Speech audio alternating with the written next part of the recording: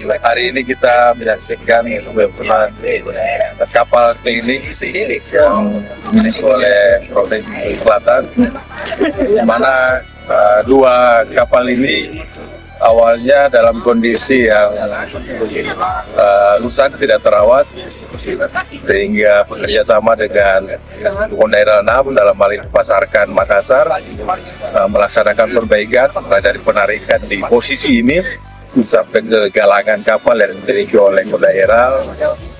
Saat ini kondisinya alhamdulillah sudah normal kembali dan siap digunakan untuk melayani masyarakat Provinsi Sulawesi Selatan. Mudah-mudahan kerjasama bisa berlanjut, dan nanti apabila daerah dibutuhkan oleh pemerintah provinsi untuk pengawalan ataupun perawatan, kita siap membantu sampai dengan operasionalnya.